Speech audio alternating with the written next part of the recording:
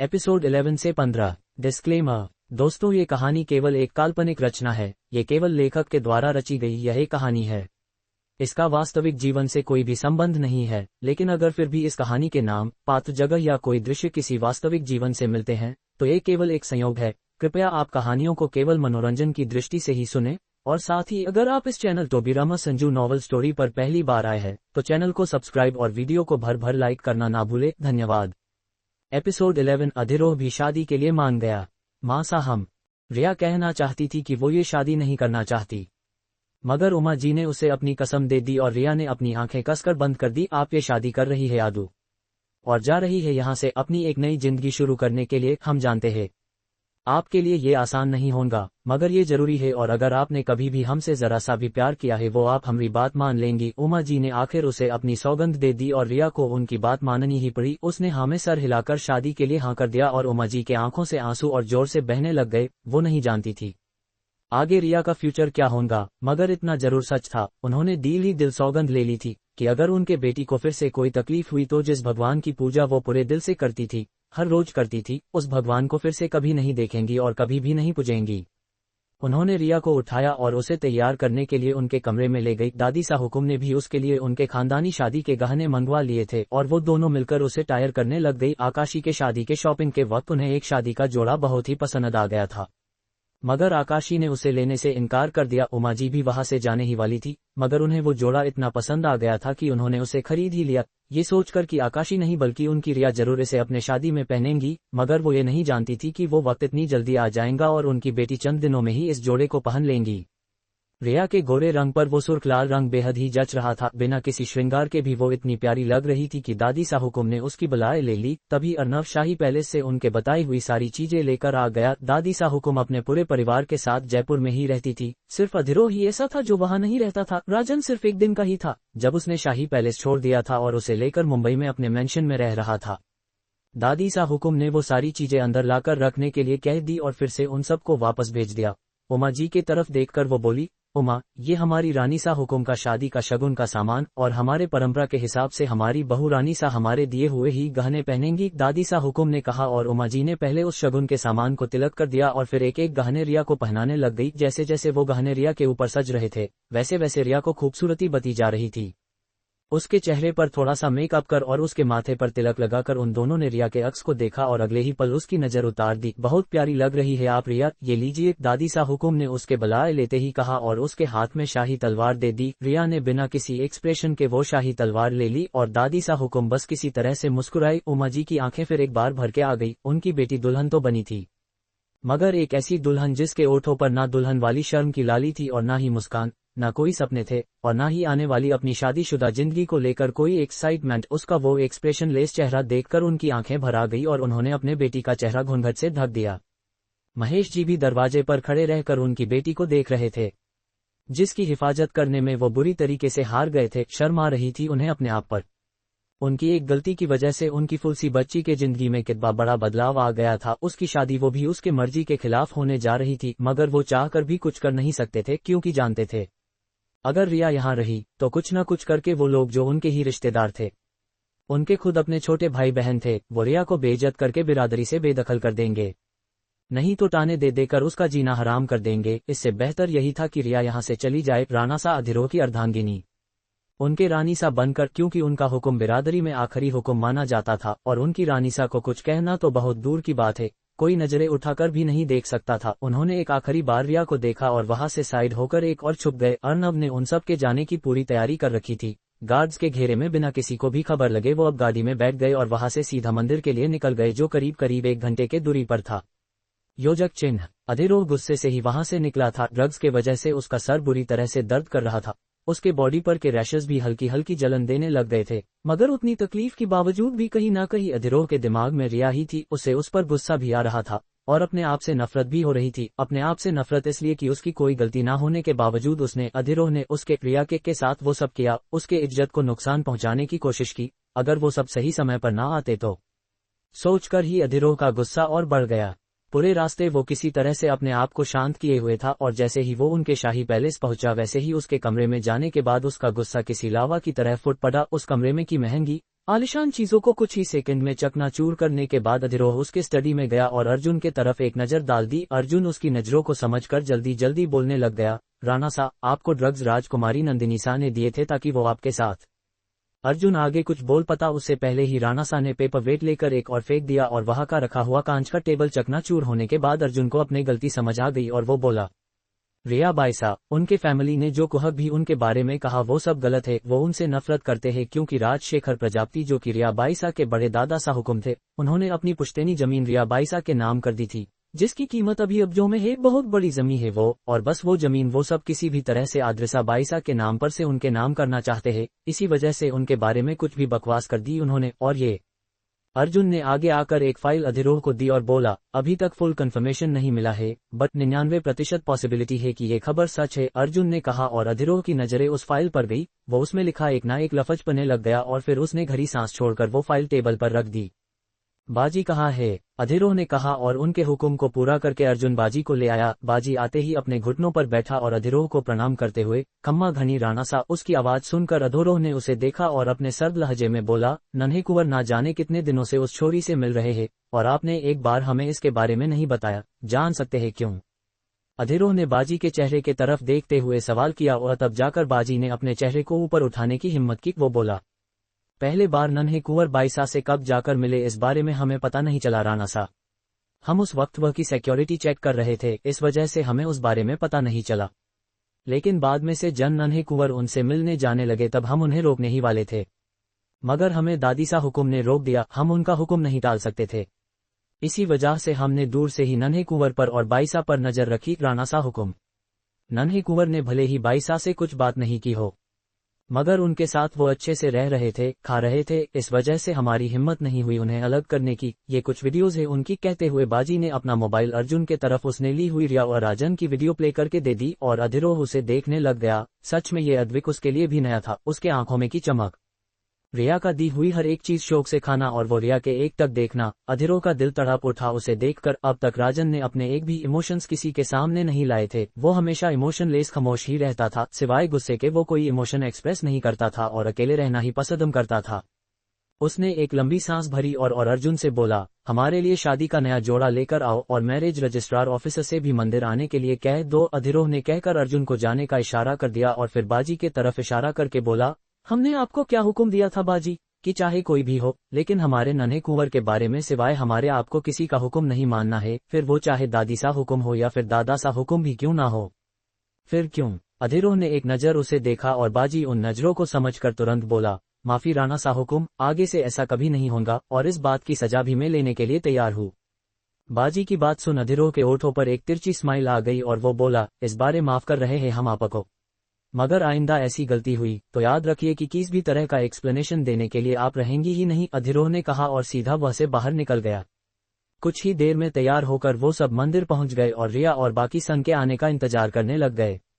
Really want to write big part but am badly tired. इतना थकी हुई हूँ कि आंखें अपने आप ही बंद हो रही हूँ। So good night guys. Subscribe to Tobirama Sanju novel story episode 12 Adhiroh Riya की सीक्रेट मैरिज। बाजी ने अपना मोबाइल अर्जुन के तरफ उसने ली हुई रिया और राजन की वीडियो प्ले करके दे दी और अधिरोह उसे देखने लग गया। सच में ये अद्विक उसके लिए भी नया था, उसके आंखों में की चमक, रिया का दी हुई हर एक चीज शौक से खाना और वो रिया के एक टक देखना। अधिरोह का दिल तड़प उठा उसे देखकर। अब तक राजन ने अपने एक भी इमोशंस किसी के सामने नहीं लाए थे। वो हमेशा इमोशनलेस खामोश ही रहता था, सिवाय गुस्से के वो कोई इमोशन एक्सप्रेस नहीं करता था और अकेले रहना ही पसंद करता था। उसने एक लंबी सांस भरी और अर्जुन से बोला, हमारे लिए शादी का नया जोड़ा लेकर आओ और मैरिज रजिस्ट्रार ऑफिसर से भी मंदिर आने के लिए कह दो। अधिरोह ने कहकर अर्जुन को जाने का इशारा कर दिया और फिर बाजी के तरफ इशारा करके बोला, हमने आपको क्या हुक्म दिया था बाजी, कि चाहे कोई भी हो, लेकिन हमारे नन्हे कुंवर के बारे में सिवाय हमारे आपको किसी का हुक्म नहीं मानना है, फिर वो चाहे दादी सा हुक्म हो या फिर दादा सा हुक्म भी क्यों ना हो। फिर क्यों? अधिरोह ने एक नजर उसे देखा और बाजी उन नजरों को समझकर तुरंत बोला, माफी राणा सा हुक्म, आगे से ऐसा कभी नहीं होगा और इस बात की सजा भी मैं लेने के लिए तैयार हूँ। बाजी की बात सुन अधिरोह के ओठों पर एक तिरछी स्माइल आ गई और वो बोला, इस बारे माफ कर रहे हैं हम आपको, मगर आइंदा ऐसी गलती हुई तो याद रखिए कि किसी भी तरह का एक्सप्लेनेशन देने के लिए आप रहेंगी ही नहीं। अधिरोह ने कहा और सीधा वहां से बाहर निकल गया। कुछ ही देर में तैयार होकर वो सब मंदिर पहुंच गए और रिया और बाकी सबके आने का इंतजार करने लग गए। एक ओर से उमा जी और दूसरी तरफ से दादी सा हुकुम रिया के साथ आ रहे थे, और उन सब के आगे नन्हे कुंवर खड़े थे जो अपने हमेशा वाले कोल्ड लुक में ही वह मौजूद सबको देख रहे थे। सुर्ख लाल जोड़ा और वो पायल की होती छन छन अधीरोह का ध्यान उसके तरफ गया। रिया का पूरा चेहरा ओढ़नी से ढका हुआ था। राजन की नजरें अधीरोह पर गई जो फिलहाल उसके ही ना समझ रिया को का ही देख रहा था, और उसे देखकर राजन को गुस्सा ही आ गया। अधीरोह ने फिर अपनी नजरें रिया पर से हटा ली और राजन के तरफ देखने लग गया, और उसकी वो घूरती नजरें को महसूस कर वो उसे ही देखता रह गया। ठीक उसी वक्त रिया ने अपनी नजरें उठाए और उसकी नजरें सामने खड़े अधीरोह पर गई, जिसे देखकर रिया को काफी गुस्सा आ रहा था। ये वही शख्स था जिसने कुछ देर पहले उसके साथ वो सब करने की जुर्रत की थी, और उसी के वजह से उसे ये शादी करनी पड़ रही थी। उसे देखते ही रिया की पकड़ अपने हाथों में थामे हुए तलवार पर कस गई। तभी उसे अपने हाथ पर एक नन्ही सी पकड़ महसूस हुई, और पल भर के अंदर ही रिया की तलवार पर कसी हुई पकड़ पल भर के अदन ही ढीली हो गई और नजरें राजन पर ही गई जो उसे ही देख रहा था। रिया के ओठों पर स्माइल आ गई और वो दोनों भगवान जी के सामने आ गए। उन्होंने पहले उनसे आशीर्वाद लिया और फिर वहीं पर बंधे हुए छोटे मगर बेहद ही खूबसूरत मंडप के पास आ गए।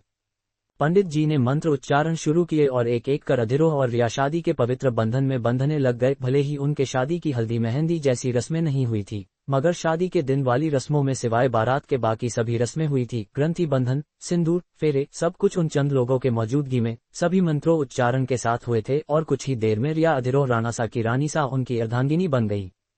दोनों जोड़ी से शिव जी का आशीर्वाद लेने गए और उनके सामने अपना सर झुका दिया। रिया दिल ही दिल बोली, ये कैसी कश्मकश में फंसा दिया है आपने शिव जी, ये रिश्ता हम कैसे निभाएंगे ये रिश्ता। उन्होंने हमारे साथ, हमारी इज्जत के साथ। रिया की आंखें फिर एक बार भर आए और उसके आंखों से आंसू नीचे गिरने लग गए। हम नहीं जानते कुछ भी शिव जी, हमने हर बार की तरह इस बार भी सब कुछ आप पर ही छोड़ दिया है, और हम जानते हैं आप हमारा साथ कभी नहीं छोड़ेंगे। रिया ने अपने आंसू साफ किए और उठ गई। वही अधीरोह भी जब नीचे शिव जी के चरण में झुका हुआ था, तब वो भी दिल ही दिल बोला, ये शादी, प्यार, मोहब्बत, उन सब में हमारा बिल्कुल भी भरोसा नहीं है भगवान, और कहीं ना कहीं अब पर से भी हमारा भरोसा उठ गया है। हमारी मासा आपको बहुत मानती थी, मगर आपने क्या किया उनके साथ हमारे। अधीरोह एक पल रुका और अपनी आंखें कस के बदन करते ही फिर से बोला, हमारे अपनों के साथ आपने जो कुछ भी किया है हम नहीं भूले हैं उसे, और ना ही आगे कभी भूलेंगे। हमारी जिंदगी में सिर्फ हमारे अद्विक है, और आज इस लड़की के वजह से हमने उनके आंखें में अपने लिए नफरत, नाराजगी देखी है। अगर इस बार आपने या फिर किसी ने भी रिया के चेहरे को याद करते हुए हमारे राजन को हमसे छीन लिया या फिर हमसे दूर किया, तब हमसे बुरा कोई नहीं होगा। अधीरोह आपका ही एक नाम है जो हमारे मासा ने हमें बहुत प्यार से दिया था, और वो कहती भी थी कि हम आपके जैसे ही है, जितने प्यारे उतनी ही रौद्र रूप लेने वाले भी। और सच कह रहे हैं महादेव, इस बार अगर महारे को महारे राजन से दूर होगा पड़ गया ना, तो महारा वही रौद्र रूप सारी दुनिया देखेंगी। अधीरोह भले ही सबको शांत दिखाई दे रहा था, लेकिन उसके अंदर मच रहा तूफान सिर्फ और सिर्फ महादेव ही जानते थे। रिया तो उठ गई थी, लेकिन अधीरोह अभी भी अपना सर टिकाए हुए रुका था। दादी सा हुकुम और दादा सा हुकुम की आंखें भर आई उसे यूं इतने सालों के बाद महादेव के सामने सर झुका कर बैठे हुए देखकर, वरना तो उस हादसे के बाद उसने न सिर्फ उसके परिवार से बल्कि महादेव से भी, जिनकी वो सुबह शाम पूजा करता था, उनसे भी मुंह मोड़ लिया था। किसी और की हिम्मत तो नहीं हुई उसे उठाने की, मगर राजन वो डर गया। अपने बाबा सा को यूं सर झुका कर बैठा हुआ देखकर उसके हिसाब से उसके सामने तो उसके बाबा सा किसी के भी सामने अपना सर नहीं झुकाते थे, फिर आज ही क्यों? इस सवाल ने ही उसके अंदर एक डर बैठा दिया, और जो जल्दी से आगे आया और उसने अपना हाथ अधीरोह के कंधे पर रख दिया, और बस वो चुभन और गुस्से से भरा हुआ उसका दिल पल भर के अंदर ही शांत हो गया। उसके ओठों पर मुस्काना छा गई, मगर अफसोस वो मुस्कान कोई नहीं देख पाया। अधीरोह ने अपना चेहरा नॉर्मल किया और वो उठा, और बस उसके उठने के साथ साथ राजन रिया के पास चला गया। अधीरोह को बुरा तो लगा और रिया पर गुस्सा भी आया। वो दिल ही दिल बोला, ना जाने ऐसा कौन सा जादू कर दिया इस छोरी ने महारे छोरे पर, कि किसी के तरफ ना देखने वाला वो इस छोरी के वजह से महारे से दूर हो रहा है। अधीरोह की नजरें रिया को घूर रही थी, और रिया को भी जब भय महसूस हुआ उसने भी नजर उठाकर पूरा टशन देते हुए उसे घूरकर देखा, बाकी किसी को तो नहीं। लेकिन अधीरोह उसके नजदीक खड़े होने की वजह से उस जरा सी जालीदार घूंघट में से उसे उसकी रिया की आंखें दिखाई दी, और उन तेज आंखों को देखकर अधीरोह उससे कुछ कहने ही वाला था कि उसे याद आया कि राजन भी यहाँ है, और जिस तरह के अभी के उसके हालत है उस हिसाब से राजन अब उससे ज्यादा रिया के लिए प्रोटेक्टिव हो गया है। बस इसी वजह से उसने अपना प्लान टाल दिया और अपनी नजरें फिराकर वो सबके तरफ गया। रिया भी उसके पीछे खींची चली गई, और इससे पहले उनका गठबंधन छूट जाता, उससे पहले ही उसने उस बंधन को पानी मुट्ठी ने पकड़ लिया और उस गांठ को कसकर फिर से बांध भी दिया। उसकी वो हरकत उमा जी, दादी सा हुकुम और दादा सा हुकुम तीनों के चेहरे पर स्माइल ले आए, और दूर से ही अपनी बेटी को शादी करते हुए देखते महेश जी भी मुस्कुरा उठे। वो रिया के तरफ देखकर धीरे से ही बोले, महारी आदू, मुझे यकीन है बेटा, अब तक जिस तरह से तुमने तुम्हारे वो सभी रिश्ते निभाए हैं ना, बिल्कुल उसी तरह से तुम अपना ये नया रिश्ता भी जरूर निभाऊंगी और जीत लूंगी रानासा को अपने प्यार से, भले ही उन्हें पहले से ही एक बेटा हो। मगर सच में रानासा जैसा हीरा अगर मैं ढूंढ कर भी तुम्हारे लिए नहीं ला पाता मेरी बच्ची, बस एक बार अपने इस बापूसा को माफ कर दो और हमेशा खुश रहो। महेश जी ने दूर से ही अपनी बेटी को ढेरों आशीर्वाद दे दिए और फिर एक बार प्यार ने नजरें भर के देखने लग गए। अधीरो और रिया ने वहां मौजूद दादा सा हुकुम, दादी सा हुकुम और उमा जी के पैर छू लिए। उन तीनों ने भी उन्हें जी भर के आशीर्वाद दिया। दादी सा हुकुम बोली, चलिए अब शाही महल चलते हैं, हमारी रानी सा का गृह प्रवेश की तैयारी में पहले ही करके आ गई हूँ। फिर उसके बाद हम मिहिर और आपका शादी का रिसेप्शन साथ ही में देंगे। दादी सा आगे भी कुछ कहने वाली थी, उससे पहले ही अधीरो अपने हमेशा वाले उसी कोल्ड ऑरा में बोला, दादी सा हुकुम, आप शायद हमारी बात भूल गई है, ये शादी एक सीक्रेट ही रहेंगी, आप किसी को भी नहीं बताएंगी कि हमारी शादी हुई है। और इना का रिया के तरफ देखकर जिक्र भी आप आपके परिवार में नहीं करेंगी। अधीरो ने जैसे ही कहा वैसे ही उसके बाद सुन दादा सा हुकुम बोले, वो आपका भी परिवार है अधीरो, रानासा और शाही महल उनके रानासा के साथ साथ रानीसा के आने का भी इंतजार कर रहा है। आप ऐसे कैसे कह सकते हैं कि ये शादी एक सीक्रेट रहेंगी, और अगर रहेंगी भी तो कब तक? क्या आप कभी भी इस शादी को सामने नहीं लाएंगे? दादा सा हुकुम ने सवाल किया और उमा जी और महेश जी बेकरारी से रानासा के तरफ देखने लग गए। वो उनका जवाब जानना चाहते थे कि उनकी बेटी को कभी उसका हक मिलेगा या नहीं। मार अधीरो कुछ देर छुओ ही रहा, कुछ सोचता हुआ। ऐसी बहुत सी बातें थी जो खुद दादा सा हुकुम और दादी सा हुकुम भी जानते नहीं थे, और इस वक्त वो बातें सामने आना अधीरो किसी भी कीमत पर नहीं चाहता था। उसने गहरी सांस ली और कुछ कहने ही वाला था कि तब तक रिया बोली, ये सही कह रहे हैं दादा सा हुकुम, और वैसे भी हमारी शादी जिस हालत में हुई है उन हालातों का सामने ना आना ही बेहतर है। सो जब तक सब ठीक नहीं हो जाता और हम दोनों इस शादी को दिल से निभाने के लिए नहीं मान जाते तब तक इस शादी का सीक्रेट रहना ही बेहतर है, रिया ने कहा। और दादी सा हुकुम उसके तरफ हैरानी से देखने लग गए। हैरान तो बाकी सब भी थे, खुद अधीरो भी, मगर उस वक्त किसी ने कुछ ना कहना ही बेहतर समझा और उन दोनों को अपना अपना वक्त देने के बारे में सोचा। दादा सा हुकुम बोले, ठीक है जैसा आप दोनों चाहे, मगर हमें एक वादा चाहिए आप दोनों से कि आप दोनों कभी भी ये शादी टूटेंगी ऐसी कोई भी हरकत नहीं करेंगे और इस शादी को निभाने की सच्चे दिल से कोशिश करेंगे। वादा कीजिए हमसे। दादा सा हुकुम ने अपना हाथ आगे किया और थोड़ी झिझक के साथ ही उन दोनों ने उनके हाथ में हाथ रख दिया। अधीरो ने फिर आगे कुछ भी नहीं कहा और सीधा राजन को अपने गोद में उठा लिया, आगे चलने लग गया। और उनके बंधे हुए गठबंधन की वजह से रिया भी उसके पीछे खींची चली आने लग गई। वो एक बार अपनी मां से मिलना चाहती थी और वो उन्हीं के तरफ देख रही थी, मगर अधीरो से कुछ कहने की हिम्मत उससे नहीं हुई। ना जाने क्या सोचकर अधीरो ही फिर रुक गया और उसकी हमेशा वाले सर्द लहजे में ही बोला, थारे को अगर थारे मासा से मिलना है तो मिल लो, क्योंकि इसके बाद हम कब यहाँ आएंगे ये हम कह नहीं सकते, अधीरो ने कहा। और रिया के पल उसकी तरफ देखते ही रह गई। तब तक उमा जी भी उनके पास आए और रिया उनसे गले मिलकर उनसे विदा लेने लग गई। बापूसा का ध्यान रखना मासा, वो बताएंगे नहीं, लेकिन हम जानते हैं कि अभी इस वक्त वो बहुत दुखी होंगे, और उनसे कहना कि उनकी आदू गलत नहीं है। रिया ने इतना ही कहा और उनसे दूर हो गई। उमा जी ने भी प्यार से उसके माथे पर अपने ओठी टिका दिए और अपनी बच्ची को विदा कर दिया। वो तीनों गाड़ी में बैठकर सीधा अधीरो के पर्सनल एयरपोर्ट पर गए और वह से उसके प्राइवेट जेट से मुंबई के लिए उड़ान भर ली। Subscribe to Tobirama Sanju novel story episode 13 intense नजरे। अधीरो ने फिर आगे कुछ भी नहीं कहा और सीधा राजन को अपने गोद में उठा लिया, आगे चलने लग गया। और उनके बंधे हुए गठबंधन की वजह से रिया भी उसके पीछे खींची चली आने लग गई। वो एक बार अपनी मां से मिलना चाहती थी और वो उन्हीं के तरफ देख रही थी, मगर अधीरो से कुछ कहने की हिम्मत उससे नहीं हुई। ना जाने क्या सोचकर अधीरो ही फिर रुक गया और उसकी हमेशा वाले सर्द लहजे में ही बोला, थारे को अगर थारे मासा से मिलना है तो मिल लो, क्योंकि इसके बाद हम कब यहाँ आएंगे ये हम कह नहीं सकते, अधीरो ने कहा। और रिया के पल उसकी तरफ देखते ही रह गई। तब तक उमा जी भी उनके पास आए और रिया उनसे गले मिलकर उनसे विदा लेने लग गई। बापूसा का ध्यान रखना मासा, वो बताएंगे नहीं, लेकिन हम जानते हैं कि अभी इस वक्त वो बहुत दुखी होंगे, और उनसे कहना कि उनकी आदू गलत नहीं है। रिया ने इतना ही कहा और उनसे दूर हो गई। उमा जी ने भी प्यार से उसके माथे पर अपने ओठी टिका दिए और अपनी बच्ची को विदा कर दिया। वो तीनों गाड़ी में बैठकर सीधा अधीरो के पर्सनल एयरपोर्ट पर गए और वहां से उसके प्राइवेट जेट से मुंबई के लिए उड़ान भर ली। जेट में बैठते ही अद्विक रिया के पास आ गया था और वह उसके बाजू में बैठ गया था। रिया ने उसके तरफ देखा और प्यार से बोली, नींद आ रही है क्या बनी आपको? अरु राजन ने हाँ में सर हिला दिया। रिया ने फिर उसे अपने गोद में उठाया और सीधा जेट में के एक कमरे में ले गई और उसके साथ वो खुद भी बिस्तर पर लेट गई। थक तो वो भी बहुत गई थी। ये जो कुछ भी उसके साथ हुआ था उस वजह से, मेंटल और फिजिकल थकन के वजह से उसे जल्दी ही नींद आ गई। अधीरो ने भले ही अंदर आते ही अपना लैपटॉप खोल लिया था, मगर उसकी नजर अद्विक पर ही थी और वो जिस तरह से रिया के साथ कंफर्टेबल हो रहा था उसे देखकर उसकी भुवैया सिकुड़ गई। वो कुछ देर तक बाहर ही सिर्फ अपने लैपटॉप स्क्रीन को ही देखता रहा और फिर उठकर वो उस कमरे की ओर बढ़ गया जहां वो दोनों गए थे। रिया ने अपना घूंघट और हैवी ज्वेलरी एक और निकाल कर रख दी थी और अब वो राजन को बड़े ही प्यार से अपने बाहों में लेकर सो रही थी। कभी भी किसी के भी पास न जाने वाला राजन अब पूरी तरह से उससे चिपक कर सो रहा था। इस तरह तो वो कभी अधिरोह के साथ भी सोया नहीं था। और बस यही सोचकर अधिरोह को रिया पर गुस्सा ही आप उस लड़की ने बहुत जल्दी उसके बेटे को उससे छीन लिया था। उसकी नजरें रिया पर गई और बस उसी पर जाकर बस गई। नींद में रिया की ओढ़नी उसके सीने पर से जरा सी हट गई थी और इसी वजह से उसके सीने के वो दोनों उभार दिखाई दे रहे थे। उन उभारों पर उसी ने पहनाया हुआ यो बड़ा मंगलसूत्र बहुत शान से मंडरा रहा था।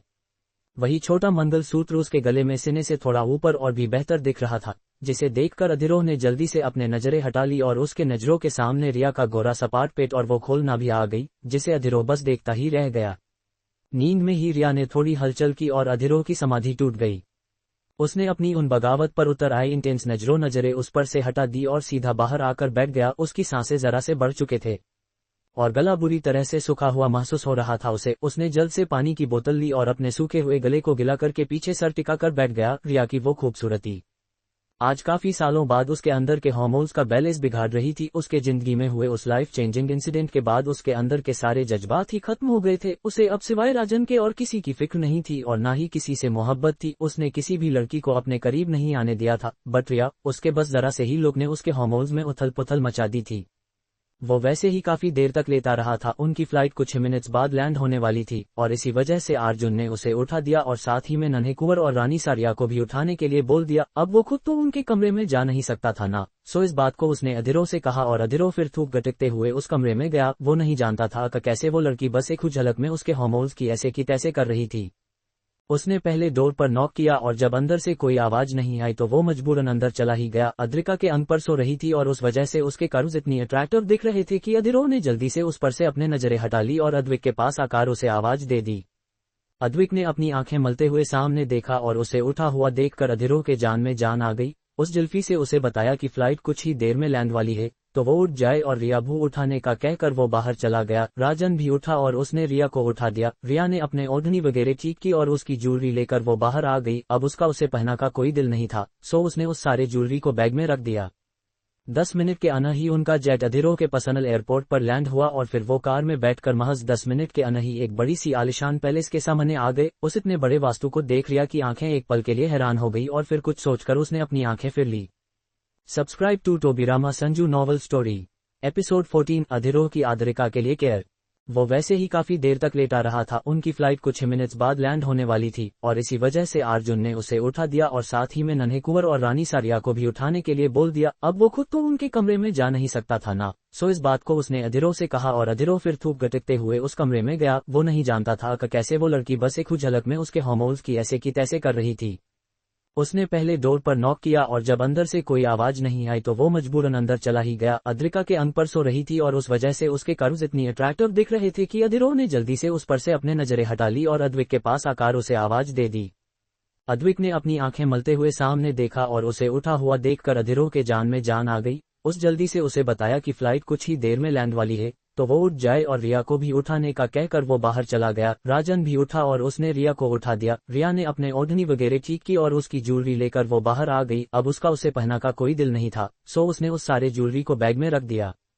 10 मिनट के अंदर ही उनका जेट अधिरोह के पर्सनल एयरपोर्ट पर लैंड हुआ और फिर वो कार में बैठकर महज 10 मिनट के अंदर ही एक बड़ी सी आलिशान पैलेस के सामने आ गए। उस इतने बड़े वास्तु को देख रिया की आंखें एक पल के लिए हैरान हो गई और फिर कुछ सोचकर उसने अपनी आंखें फेर ली। दादी सा हुकुम भले ही यहाँ ना आ सकी हो, मगर उन्होंने अर्नव और अर्जुन से कहकर रिया के गृह प्रवेश की पूरी तैयारी कर ली थी। थोड़ी ही मगर बहुत अट्रैक्टिव डेकोरेशन, हल्के आवाज में बजती हुई धुन और वो सजा हुआ दरवाजा जहां से रिया इस नए घर में उसके नए जिंदगी में कदम वाली थी। एक और अधिरोह, दूसरी तरफ अद्रिका और बीच में उन दोनों का हाथ पकड़कर खड़ा हुआ अद्विक। तीनों एक परफेक्ट फैमिली लग रहे थे। पैलेस की मैनन केयर टेकर जो अधिरोह को दाई माँ भी थी, उन्होंने तीनों की आरती उतार दी और कलश दरवाजे में रखकर रिया को गृह प्रवेश करने के लिए कह दिया। रिया ने भी अपने सीधे पैर से कलश को गिराया और कुमकुम के पानी में पैर रखकर वो अपने पैरों के छाप छोड़ते हुए अंदर आ गई। दाईमा और फिर पूरे स्टाफ ने झुककर उनके रानी सा और छोटे कुंवर को प्रणाम किया और फिर दाईमा एक कदम रिया के करीब आकर बोली, रानी सा आप दोनों जाकर खाटू श्याम जी का आशीर्वाद ले लीजिए। उनकी बात सुन वो दोनों घर में बने खाटू श्याम जी के मंदिर की ओर जाने लग गए। रिया ने राजन का हाथ पकड़ लिया और फिर यो तीनों ने एक साथ ही जाकर आशीर्वाद ले लिया। उतना होते ही अधिरोह सीधा उसके कमरे में चला गया और रिया ने राजन के तरफ देखा। शायद राजन उसके नजरों को समझ गया और उसने उसका हाथ थाम लिया और लिफ्ट की तरफ चला गया। रिया भी उसके पीछे चली गई और थोड़ी देर बाद ही वो दोनों राजन के कमरे में चले गए। रिया ने फिर सबसे अफले अपने सर पर से उस घूंघट को उतार कर एक और रख दिया और फिर ओढ़नी की पिनअप खोल दी। मगर तभी उसे राजना का ख्याल आया जो उसे ही देख रहा था। वो उसके तरफ मुड़ गई और अपने घुटनों पर बैठकर बोली, बनी चलो हम आपको फ्रेश होने में हेल्प करते हैं, उसके बाद हम नीचे डिनर के लिए चलेंगे। रिया की बात सुन राजन ने जोर जोर से ना में सर हिला दिया और रिया उसे कंफ्यूज होकर देखने लग गई। बनी ने जल्दी से अपना टैब निकाला और उस पर टाइप किया, हम अकेले फ्रेश होंगे। रिया के पास वो टैब देकर बनी जल्दी से वॉशरूम के तरफ भाग भी गया और रिया उसके लिखे लफ्जों को पढ़कर जोर जोर से हंसने लग गई और उसकी हंसी दरवाजे पर खड़े अधिरोह ने सुन ली जो राजन के पास उससे बात करने के लिए आया था। रिया ने फिर टैब एक और रख दिया और खुद से ही बोली, आदू राजन तो फ्रेश होने चले गए, अब तुम क्या करोगी यार इस सारे गड़बड़ में? मैं तो मेरे कपड़ों और बाकी सब सामान के बारे में भूल ही गई, अब क्या पहनूंगी मैं? दिस लहंगा उफ कितना हैवी है ये। रिया सीधे सोफे पर बैठ गई और सू ने ओढ़नी एक और रख कर अपना सर पीछे लगा दिया। अधिरोह की नजरें फिर उस पर गई और उसकी गोरी काया फिर एक बार अधिरोह पर अपना जादू चलने लग गई। मगर उसका जादू पूरी तरह से उस पर चढ़ पाता उससे पहले ही अधिरोह ने खुद को संभाल लिया और वहां से चला गया। उसने अपने कमरे में जाते हुए अर्जुन को मैसेज किया और उसे रिया के जरूरत का सारा सामान अरेंज करने को कह दिया, वो भी 1 घंटे में ही। अर्जुन को जब मैसेज रिसीव हुआ तब उसने अपने सर पर हाथ मार दिया और अपनी वो प्रॉब्लम अर्नव, बाजी और भैरव अधिरोह का और एक वफादार और उसके लिए जान भी देने के लिए हर पल तैयार ऐसा बॉडीगार्ड के साथ शेयर कर दी। और अगले ही पल उन चारों के चेहरे पर कंफ्यूजन छा गया। वेल अधिरोह के लिए काम करने वाले वो इनफैक्ट उसके ज्यादा से ज्यादा बॉडीगार्ड्स हर काम में नंबर 1 थे, मगर लड़कियों के मामले में दे आर 0। उनके लिए उनके सब कुछ सिर्फ उनके राणा सा ही थे और वो हर वक्त बस अधिरोह के बारे में ही सोचते रहते थे। सो उन्होंने लड़कियों में कभी इंटरेस्ट ही नहीं लिया और अभी उनके उन्हीं राणा सा ने उन्हें उनकी रानी सा के लिए उनकी जरूरतों का सामान लाने के लिए कह दिया था। अर्जुन भरी सांस लेकर बोला, अब हमें बताओ कि रानी के लिए क्या क्या लेना है। उसकी बात सुन अर्नव और बाजी तो एक एक कदम दूर हो गए और कुछ ऐसे उसे देखने लग गए जैसे उन्हें अंदाजा ही नहीं हो कि वो क्या बात कर रहा है। अर्जुन की नजरें भैरव के तरफ गई और भैरव तुरंत बोला, महारे से क्या पूछ रहा से तू? महारे को तो कुछ भी ना समझ आवे है उन छोरियों के लाली लिपस्टिक के बारे में। भैरव की बात सुन अर्जुन में नामे सर हिलाया और फिर कुछ याद आकर वो अर्नव से बोला, अर्नव वो थारी सारा, उससे पूछ लो कि लड़कियों के जरूरत का सारा सामान क्या होता है और जल्दी से अरेंज करो। अर्जुन की बात सुन अर्नव ने उसे घूर कर देखा और बोला, वो मेरी नहीं है, बस मेरी असिस्टेंट है। अर्नव ने जैसे ही कहा बाजी बोला, वो बाद में देख लेंगे वो तुम्हारी है या नहीं है, मगर अब फिलहाल में हमारे राणा सा हुक्म फॉलो करना है और रानी सा के लिए उनके जरूरत का सारा सामान भी अरेंज करना है। और हाँ सबसे इम्पोर्टेंट भैरव, आज से तुम्हारी जिम्मेदारी होगी रानी सा की हिफाजत, क्योंकि अर्जुन और अर्नव तो राणा सा के साथ ज्यादातर होते हैं और मैं नन्हे कुंवर के साथ हमारे पास और भी गार्ड्स है, लेकिन तुम उन सब में सबसे ज्यादा ताकतवर और काबिल हो रानी सा के हिफाजत के लिए। बाजी ने जैसे ही कहा वैसे ही भैरव ने हाँ में सर हिला दिया। अर्नव बोला, हम बाजी सही कह रहा है और मैं रानी सा के लिए उनके दासी और उनके लिए एक असिस्टेंट भी जल्दी से अरेंज करता हूँ ताकि उन्हें कोई प्रॉब्लम ना हो और सारा से भी बात करके आता हूँ। अर्नव ने कहा और उन सब की इजाजत लेकर वह से चला गया। वो सभा भी फिर अपने अपने काम में लग गए। अपने आखिरी दम तक राणा सा अधिरोह और उनका परिवार, जिसमें सिर्फ और सिर्फ नन्हे कुंवर राजन थे, उनके हिफाजत की कसम खाई थी उन सभी ने। और अब जबकि रानी सा भी उनके परिवार का हिस्सा हो गई थी तो उसके हिफाजत के लिए भी अब वो 4 जी जान लगाने वाले थे। योजक चिन्ह, आप फ्रेश हो भी गए, वेरी गुड। प्रिया ने दरवाजे से आया आवाज से पीछे मुड़कर देखा और राजन को फ्रेश देखकर मुस्कुरा दी, मगर उसके राजन के नजरों में सवाल थे जो उसने टैब में टाइप करके रिया के तरफ वो टैब दे दिया। रिया ने उसकी लिखी ही बात पढ़ी, आप अब तक फ्रेश क्यों नहीं हुई? और फिर वो छोटा सा मुंह करके बोली, हमारे पास हमारे कपड़े ही नहीं है फ्रेश होने के लिए, हमें समझ नहीं आ रहा है कि हम क्या पहने। रिया के बैटन में नाराजगी थी जिसे महसूस कर राजन के पल रुका और फिर उसे हाथ से 5 मिनट रोकने का इशारा करके वो गैलरी के तरफ चला गया और फिर वह से सीधा अधिरोह के कमरे में। अधिरोह के ओठों पर स्माइल आ गई जब उसने उसके कमरे की गैलरी की आवाज सुनी। वो जानता था वहां से कौन आया होगा और उसी खुशी के साथ वो पीछे मुड़कर राजन को देखने लग गया। वो उसके करीब जाकर उसे अपने गोद में उठाने ही वाला था कि राजन ने अपना हाथ दिखाकर उसे वही रुकने के लिए बोल दिया और उसे गुस्से से घूरने लग गया। उसकी वो नजरें अधिरोह के दिल को बुरी तरह से घायल कर गई। नेक्स्ट पार्ट भी लिखकर हो गया है, मगर कुछ टेक्निकल प्रॉब्लम को वजह से यही पार्ट शो नहीं हो रहा है। से इस पार्ट के दिखने के बाद ही वो पार्ट भी पब्लिश कर दूंगी। 15 कमजोर या फिर स्ट्रॉन्ग रिया। आप फ्रेश हो भी गए? Very good. प्रिया ने दरवाजे से आई आवाज से पीछे मुड़कर देखा और राजन को फ्रेश देखकर मुस्कुरा दी, मगर उसके राजन के नजरों में सवाल थे जो उसने टैब में टाइप करके रिया के तरफ वो टैब दे दिया। रिया ने उसकी लिखी ही बात पढ़ी, आप अब तक फ्रेश क्यों नहीं हुई? और फिर वो छोटा सा मुंह करके बोली, हमारे पास हमारे कपड़े ही नहीं है फ्रेश होने के लिए, हमें समझ नहीं आ रहा है कि हम क्या पहने। रिया के बैटन में नाराजगी थी, जिसे महसूस कर राजन के पल रुका और फिर उसे हाथ से 5 मिनट रुकने का इशारा करके वो गैलरी के तरफ चला गया और फिर वह से सीधा अधीरों के कमरे में। अधीरों के ओठों पर स्माइल आ गई जब उसने उसके कमरे की गैलरी की आवाज सुनी। वो जानता था वहां से कौन आया होगा और उसी खुशी के साथ वो पीछे मुड़कर राजन को देखने लग गया। वो उसके करीब जाकर उसे अपने गोद में उठाने ही वाला था कि राजन ने अपना हाथ दिखाकर उसे वहीं रुकने के लिए बोल दिया और उसे गुस्से से घूरने लग गया। उसकी वो नजरें अधीरों के दिल को बुरी तरह से घायल कर गई। किसी तरह से अपने आप को संभालकर अधीरों राजन के पास आ गया और उसके सामने अपने घुटनों पर बैठकर उसके हाथों को अपने हाथों में लेकर बोला, नन्हे कुंवर, हमारे प्यारे बेटे, क्या हम ये जान सकते हैं कि आपकी नजरों में आपके बाबा सा के लिए इतनी नफरत, इतना गुस्सा क्यों है? अधीरों ने बड़े ही प्यार से पूछा थी। ये बात राजन का गुस्सा उसे बर्दाश्त ही नहीं हो रहा था। राजन ने एक बार उसे देखा और फिर अपना टैब ढूंढने लग गया जिसे वो कमरे में ही भूल कर आया था। अधीरों को वो बात समझ आ गई और उसने अपना मोबाइल उसके सामने कर दिया। राजन ने बिना वक्त गवाए जल्दी से टाइप किया, यू हर्ट माई एंजल, और उसकी लिखी बात पढ़कर अधीरों को समझ आ गया कि वो रिया के बारे में बात कर रहा है, मगर एंजल इस वर्ड पर ही काफी देर तक उसकी नजरें टिकी हुई रही। क्या सच में रिया ने उसके दिल में इतनी जगह बना ली थी कि वो उसे एंजल मानने लग गया था? अधीरों ने गहरी सांस छोड़ी। तभी राजन ने फिर के बार उसका मोबाइल लिया और उसने कुछ टाइप करने लग गया। अधीरों के हाथ में मोबाइल देकर वो उसके तरफ गुस्से से देखने लग गया और अधीरों ने अपने नजरें उसे देखकर मोबाइल स्क्रीन पर टिका दी। आपने मेरी एंजल को डांटा और थप्पड़ भी मारा। You always say that girl should be respected, then why did you insult my angel? Rajan की लिखी बात पढ़कर अधीरों जल्दी उसे समझाते ही बोला, नो आई डोंट, मैंने उन्हें नहीं मरा एंड डिसरिस्पेक्ट। अधीरों एक पल खामोश हुआ और फिर से बोला, हालत ही वैसे थे राजन, हम थोड़ा गुस्से में थे। अधीरों जानता था उसके रिया की डिसरिस्पेक्ट की थी। किसी लड़की के इज्जत पर हाथ डालना उस लड़की की वो सबसे बड़ी बेइज्जती करने के बराबर था, मगर उसे समझ नहीं आ रहा था कि वो राजन को कैसे समझाए। कसी कहे कि वो उस वक्त ड्रग्स के नशे में था और कहीं न कहीं रिया की खूबसूरती, उसकी वो मुलायम छुबन उसे और बहकाने पर मजबूर कर गई। अधीरों की बात सुन राजन ने उसके तरफ देखा और फिर से टाइप कर मोबाइल उसके हाथ में दे दिया। आप हमेशा अपने गुस्से पर काबू करने के लिए हमें सिखाते हैं, तो फिर आप कैसे अपना काबू खो सकते हैं बाबा सा? आई हेट यू, आपने जो कुछ भी हमारे एंजल के साथ किया उस वजह से I hate you so much. Rajan कहकर सीधा अधीरों के वॉकिंग वार्डरोब में गया और कुछ ढूंढने लग गया। जब उसकी नजरों को वो ढूंढती हुई चीज दिखाई दी, वो मिल गई, तब वो उसे लेकर फिर से वापस अपने कमरे में लौट गया। अधीरों सिर्फ उसे जाते ही देखता रह गया और उसकी कही बातों में में सोचने लग गया। उसने राजन को बहुत ही अच्छे संस्कार दिए थे, तभी तो उन्हीं संस्कारों को याद रखकर आज उसका बेटा उसी के खिलाफ खड़ा हुआ था, उससे जवाब मांग रहा था। अधीरों ने अपने बालों में हाथ फेरा और कुछ देर तक वही बैठा रहा। सच में आज का दिन वो कभी भी नहीं भूल सकता था। आज बहतो कुछ हो गया था उसके जिंदगी में। योजक चिन्ह। राजन सीधा अपने कमरे में आ गया और उसने वो बैग जो अपने साथ लेकर आया था वो रिया के सामने रख दी। रिया ने उस बैग को देखा और उसमें झांकने पर उसे उसमें एक ट्रैक पैंट और टी शर्ट दिखाई दिया। उसे समझते देर नहीं लगी कि राजन उसे ये ड्रेस देकर क्या कहना चाहता है। वो जल्दी से अपने घुटनों पर बैठी और बोली, oh my cutie pie, I love you so much, you are the best. और बस उसका इतना कहना और हमारे नन्हे कुंवर शर्म से लाल हो गए और उनके ओठों पर बड़ी वाली प्यारी सी स्माइल भी आ गई। वेल, शादी एक पहले ही दिन ये इस तरह के कपड़ों में नीचे जाना उसे सही तो नहीं लग रहा था, मगर ये भी सच था कि वो अब उस 20 किलो के लहंगे में एक पल भी नहीं रह सकती थी। इस वजह से उसने चेंज करने का सोच लिया और राजन को इशारा करके सीधा बाथरूम में चली गई।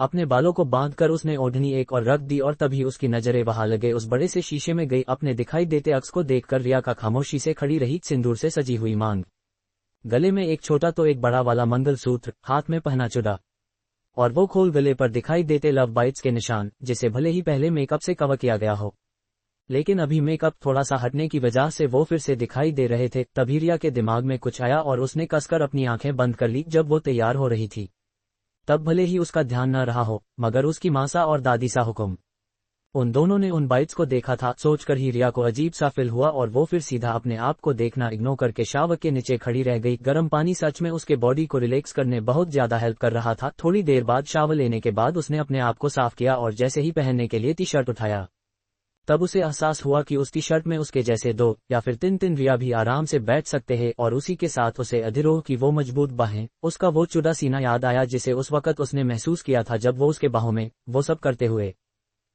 क्या सोच रही ही तू आदू, बिल्कुल भी उस बारे में मत सोच और अब अपने आप पर ध्यान दे। वैसे भी मामू कब से तुझे अपने फिजिकल ताकत को बढ़ाने के लिए कह रहे थे। मार नहीं, यू थिंक कि तू परफेक्ट है, सबसे बेस्ट है, मगर आज जब वो सब हो रहा था तब एहसास हुआ कि मैं कितनी कमजोर हूँ। प्रिया की आंखें ना चाहते हुए भी भरकर आ गई।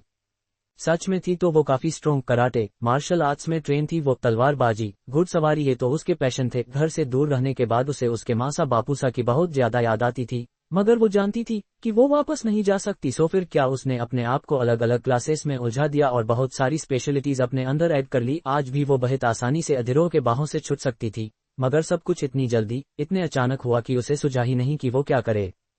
मगर ये भी सच था, उसने अधिरोह को काफी रोकने की कोशिश की थी और अपने आप को काफी हद तक बचाया भी था, वरना तो अधिरोह के ताकत के आगे वो कब का उसके नीचे दब गई होती। अपनी उसी स्ट्रेंथ की वजह से वो काफी देर तक उससे बची रही, बट फिर भी फर्क तो था ही। घबराए हुए उसमें और नशे के हालत में पहले से ही बहुत ताकतवर ऐसे अधिरोह में उसने सारे ख्यालात को अपने आप से दूर किया और जल्दी से वो टी शर्ट पहन लिया। फिर उसने उस ट्रैक पेंट को पहना और कंफ्यूज हो गई कि वो बाहर कैसे जाए। तभी उसे कुछ याद आ गया और वो वहीं से राजन के चेंजिंग रूम और वॉकिंग वार्डरोब में आ गई। राजन का वॉकिंग वार्डरोब भी काफी सारे ड्रेसेस से भरा हुआ था, मगर रिया ने उसे देखकर अपना मुंह बना लिया। वेल, वो वार्डरोब किसी 5 साल के बच्चे का नहीं बल्कि 30-32 साल के किसी बिजनेसमैन का लग रहा था, जो सिर्फ ब्लैक, व्हाइट और ग्रे कलर के ही कपड़े पहनता हो। रिया खुद से ही बोली, इतने क्यूट से बेबी के लिए ऐसे ड्रेसेस, आई थिंक मुझे बनी का फुल वार्डरोब चेंज करना पड़ेगा, रिया ने कहा और वह से उसका वेस्ट बेल्ट ले लिया। उसने जल्दी से वो बेल्ट शर्ट के ऊपर से लगा लिया और उसे टाइट करके उसके नीचे गिरते हुए शर्ट को फिर कर दिया। सेम प्रोसेस उसने उस ट्रैक पेंट के साथ भी की। उसे अपने कमर से ऊपर खींचकर उसने उस पर एक और बेल लगा दिया, जिस वजह से वो पैनित नीचे ना सरके। उसने अपने आप को शीशे में देखा और नामे सर हिला दिया। डेफिनेटली वो स्टूपिड लग रही थी उन कपड़ों में, बट पहले से काफी बेहतर था। वो बाहर आ गई और आते ही उसकी नजरें राजन पर गई, जो सोफे पर किसी राजा के तरह बैठा था और एक और घूरकर देख रहा था। रिया ने भी अपनी नजरें उस और कर ली जहां राजन देख रहा था और अधिरोह को वह देखकर उसकी आंखें बड़ी बड़ी हो गई। वो कुछ कहने ही वाली थी, तब तक उसे अपने लुक का ख्याल आया और वो झट से वापस मुड़ गई, जिस वजह से उसके लंबे जुड़े में बंधे हुए बाल खुल गए। सच में बेहद खूबसूरत थे रिया के बाल, और बहुत लंबे भी थे। अधिरोह तो बस उन्हें देखते ही रह गया।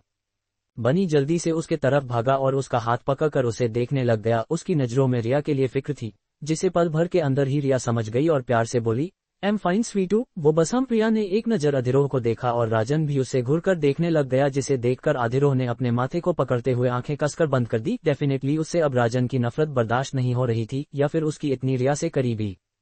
Subscribe to Tobirama Sanju novel story. तो दोस्तों, आगे क्या होने वाला है ये जानने के लिए स्टोरी को सुनते रहिए, सिर्फ और सिर्फ Tobirama Sanju novel story YouTube channel पर। तो दोस्तों, अभी तक के आपके प्यार के लिए बहुत बहुत धन्यवाद। ये सब सिर्फ और सिर्फ मेरे प्यारे सभी सब्सक्राइबर की वजह से हुआ है, जो मेरी स्टोरी को इतना प्यार दे रहे हैं।